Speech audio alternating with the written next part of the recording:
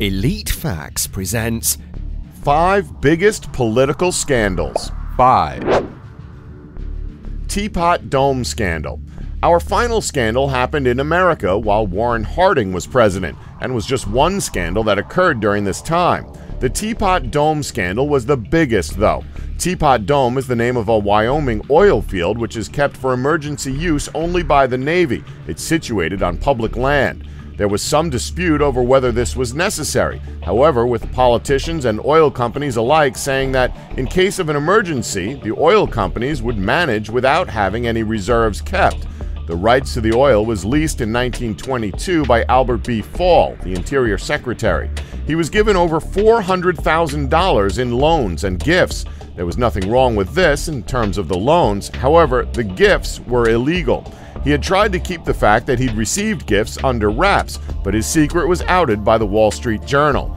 Fall tried to deny the accusations, but an oil company executive gave the game away when he confirmed that he had given Fall an interest-free loan of $100,000. The Supreme Court ordered that the Navy take back control of Teapot Dome in 1927, and 2 years later, Fall was sentenced to 12 months imprisonment and fined $100,000. Harding died in 1923 without knowing of the scandal going on under his nose, but his cabinet members are known for being amongst the most corrupt American politicians ever. Fall was the first person from the cabinet to serve jail time while in office. 4. The Profumo Affair. During the peak of the Cold War in 1963, the Profumo scandal hit, spilling secrets of the state, spies, and sex. It had been brewing for the previous 2 years after Lord Astor, a British nobleman, extended an invitation to Stephen Ward, an osteopath, to spend the evening at his country estate where he was hosting a party. Ward arrived with a group of young ladies, including 19-year-old Christine Keeler, who decided that she'd quite like a swim in Astor's pool. Not having brought her bathing suit, she went in naked and caught the eye of John Profumo in the process. Profumo was part of the conservative government, which was in power at the time under the Prime Minister Harold Macmillan. Profumo was the Secretary of State for War. He began a relationship with Christine Keeler, but he wasn't alone. She was also seeing Russian naval attaché Eugene Ivanov, who was potentially spying for the Soviet Union. It wasn't until one of her male friends caused some trouble that the whole affair became public knowledge through the media. The House of Commons interviewed Profumo, and he claimed that he was not in a relationship with Keeler. It couldn't be hidden from the reporters, though, and Profumo eventually confessed and then tendered his resignation. There was no evidence that security had been compromised, but it affected the government nonetheless, and Harold Macmillan resigned as Prime Minister not long after the Profumo affair became public, stating poor health to be the reason.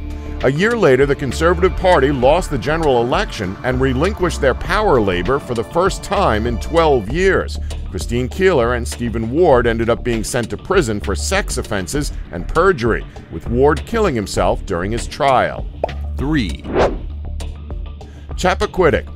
Edward M. Kennedy, aka Ted Kennedy, was elected to the Senate in 1962, but it was his personal life that dominated the headlines about him. Kennedy went to a party being held on Massachusetts' Chappaquiddick Island on July 18, 1969. He ended up leaving with Mary Jo Kopechne, a 29-year-old campaigner for Robert Kennedy, Ted's deceased brother. On the way home, Ted's car careened from the side of a bridge and Mary Jo drowned. Ted was an excellent swimmer and claims that he attempted to save Mary Jo, but he said that the strong tide got the better of him. He swam to the shore and returned to the party he'd left not that long ago, then brought back 2 men to help him search for Mary Jo. They weren't able to find her, but Ted phoned his lawyer, as well as Mary Jo's parents, before reporting the accident to the police. He later said that he was dazed from the crash and not thinking straight. At the time, gossip was circulating that Ted shouldn't have been driving, that he'd had way too much to drink to drive safely, but no test ever proved this theory. He did admit to leaving the scene and was given a 2-month jail sentence, which was suspended, as well as losing his license for 12 months. He ran for president in 1980 without success, but he was still highly regarded in politics, being named among America's best senators by Time magazine in 2006. He died with his reputation untarnished in 2009. 2. Marilyn Monroe and John F. Kennedy. Marilyn Monroe is famed for her enormously successful career, but behind the scenes, she was acting in a very secret way. She was seeing both the American president, John F. Kennedy, and his brother, Robert F. Kennedy. These relationships were no secret to people close to the president. However, they were kept quiet from the public. It was important for JFK to keep it this way, considering that he was a married man. As time went by, Marilyn Monroe became restless and had started to cause trouble for the president, threatening to spill the beans about their relationship and his cheating. Shortly after the threats were made, Monroe died under strange circumstances. Her body was found at her house. It was concluded that she had killed herself, but conspiracy theory speculates that she was indefinitely quieted by JFK and his brother in order to prevent her from coming clean about their affairs. To this day, we can't be entirely sure about what happened. At the time, there was some scandal for the president's political party, but nothing like the Watergate scandal that caused the only resignation of a president that America has ever seen in her history. 1. The Watergate Affair. First up, we have the famous Watergate scandal, potentially the most damaging scandal America has ever seen, leaving such an impression on the country that the words Watergate and scandal are now synonymous. It occurred when 5 of Richard Nixon's loyalists infiltrated the headquarters of the Democratic National Committee on the 27th of May, 1972. Nixon was the president of the United States at the time, and these 5 followers were attempting to ensure his victory in the upcoming election.